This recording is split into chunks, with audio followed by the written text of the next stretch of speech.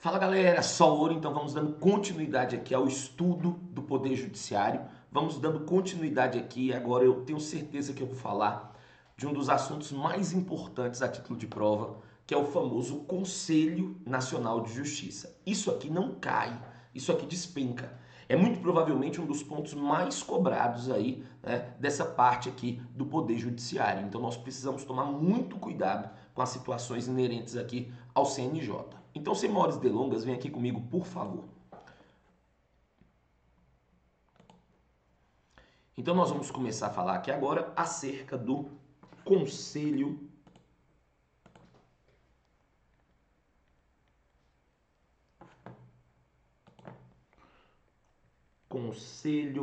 Nacional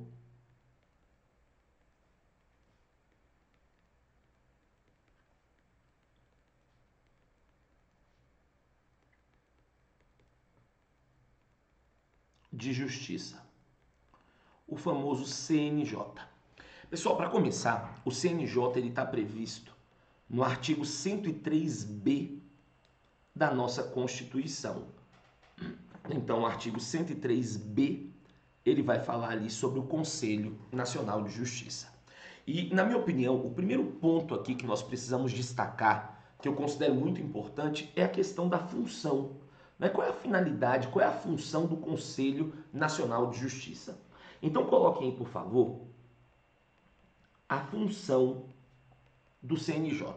Coloquem assim, vamos lá. Fazer o controle da atuação, administrativa e financeira, fazer o controle da atuação administrativa e financeira dos órgãos do Poder Judiciário,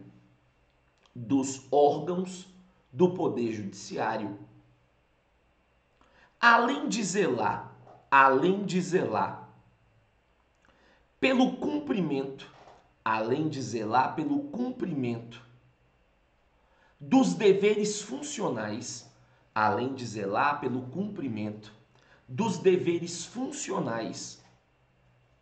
dos seus membros.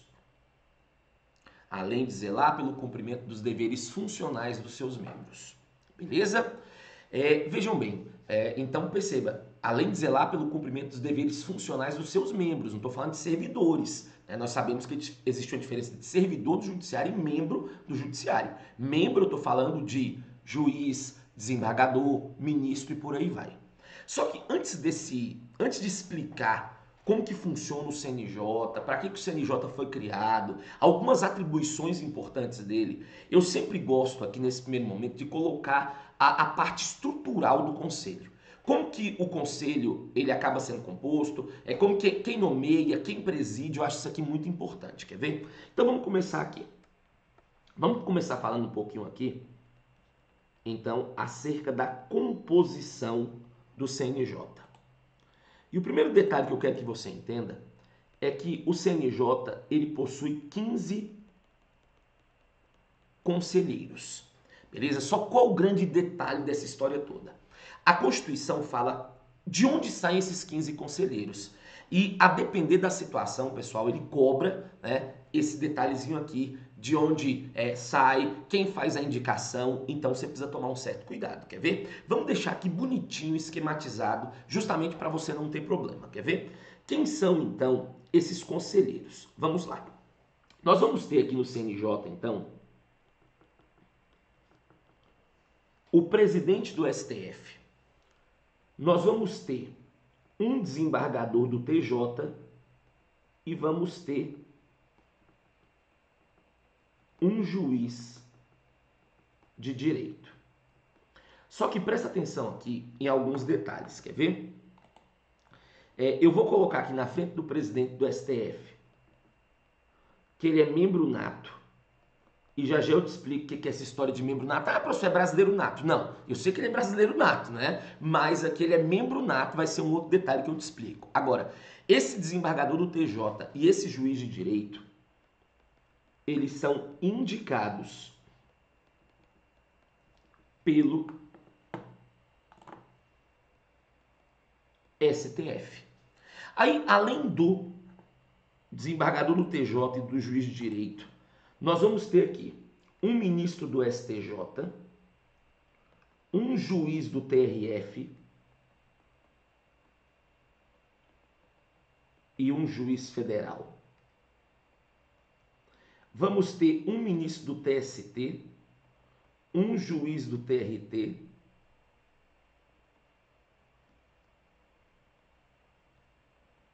e um juiz do trabalho. Agora, vejam bem, esse ministro do STJ, esse juiz do TRF e esse juiz federal, eles são indicados pelo STJ. Aí você vai ter um desembargador do TRT, né, um ministro do TST e um juiz do trabalho, indicados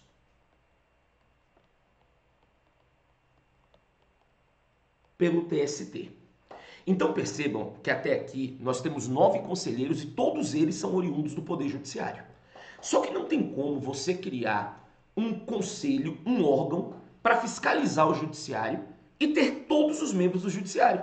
Porque senão, visivelmente, você ia gerar um corporativismo. Por isso que nós precisávamos colocar uma composição híbrida. E aí, então, nós vamos colocar pessoas agora de outros locais. Quer ver? Nós vamos ter aqui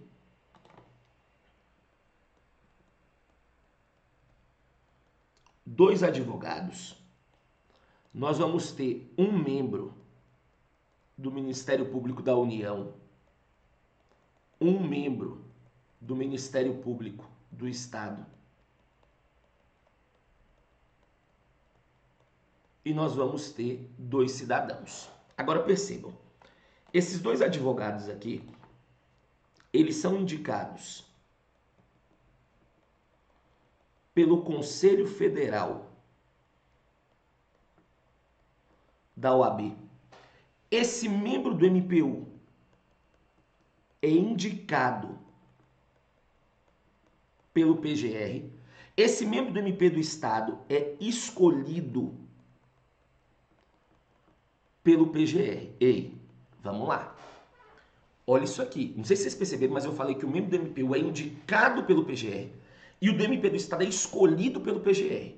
Se porventura ele troca essas expressões, a questão fica errada. Professor, qual é a diferença aí? Embora a Constituição não explique, você tem que entender que o PGR é o chefe do MPU. A Constituição fala isso. Na verdade, a chefia dele recai mais ali no MP Federal, mas a Constituição fala que ele é o chefe do MPU. Então, ele tem poder para indicar quem ele quiser do MPU. Agora, o PGR ele não faz parte do MP do Estado. Então, o que vai acontecer aqui? Né? O Conselho de Procuradores, eles vão realizar uma eleição, vão fazer uma lista com 3 nomes e vão encaminhar para o PGR. E aí, desses 3 nomes, o PGR escolhe um. Então, por isso que em cima é indicado, embaixo é escolhido. Se porventura troca essas nomenclaturas, a questão está errada. E você tem 2 cidadãos. Lembrando que esses cidadãos aqui, a Constituição fala que eles precisam ter notável saber jurídico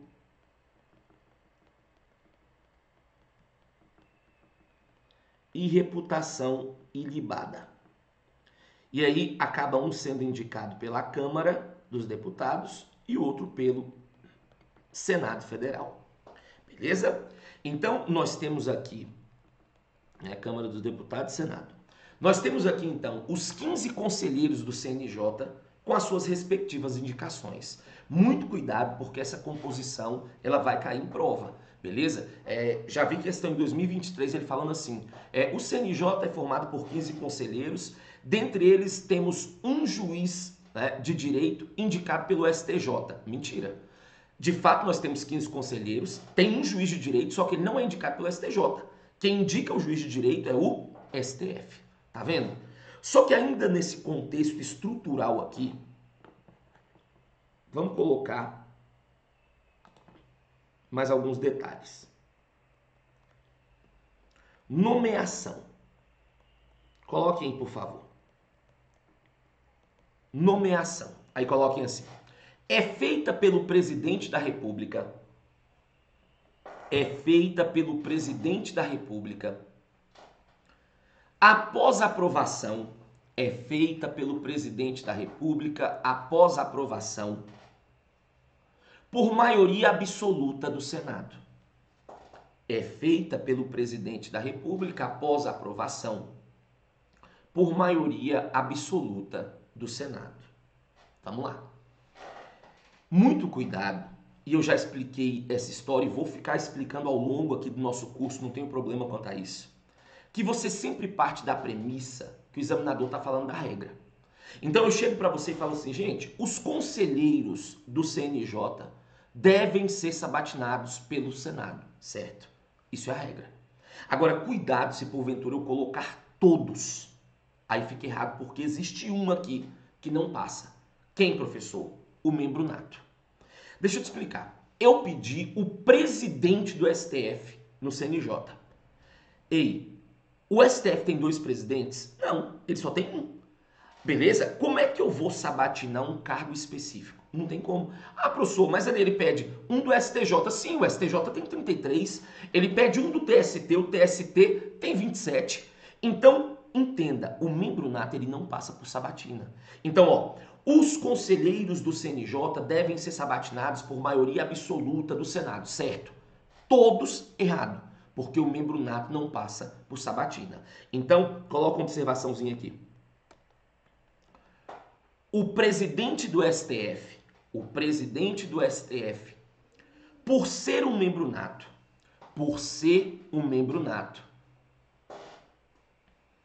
não passa por sabatina. Por ser um membro nato, não passa por sabatina. Beleza? Ficou claro essa história toda? Sabatina tem que passar pela aprovação, pelo crivo dos senadores, né? Mandato.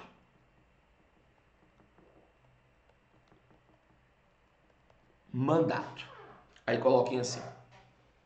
2 anos, sendo admitida uma recondução. 2 anos sendo admitida uma recondução. Então, pessoal, os conselheiros aqui do CNJ, eles têm um mandato de 2 anos, podendo ser prorrogados por mais 2 anos. Beleza? Nós temos aqui também a figura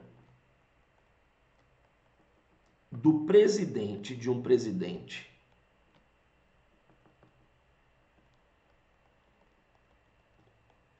e de um corregedor. Só que eu quero que vocês entendam o seguinte, tanto o presidente quanto o corregedor do CNJ são vagas cativas, são vagas marcadas, já tem um dono para ela. Ou seja, quando entrar alguém ali, ele sabe que ele já pega aquela função. Vejam, quem vai ser o presidente do CNJ?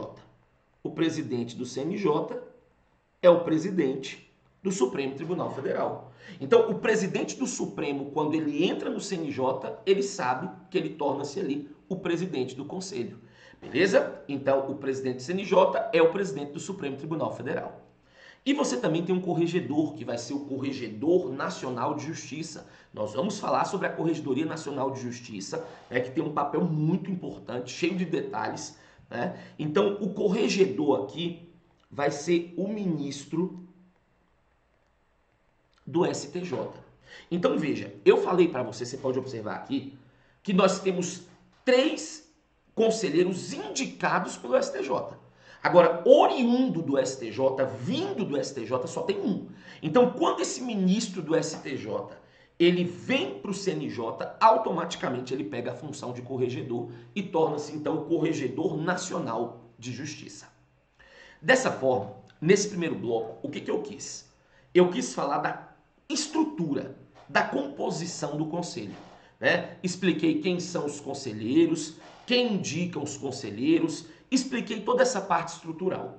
Só que no próximo bloco eu quero falar algumas atribuições do conselho, alguns detalhes de doutrina, de jurisprudência, algumas alterações legislativas, né? Só que eu quero dividir. Essa parte eu vou falar da composição, da estrutura, e no próximo bloco, então, eu começo a falar de alguns detalhes a mais, de alguns pontos inerentes ali, né, as atribuições do CNJ como um todo. Beleza? Estrutura tudo aí e até a próxima. Valeu!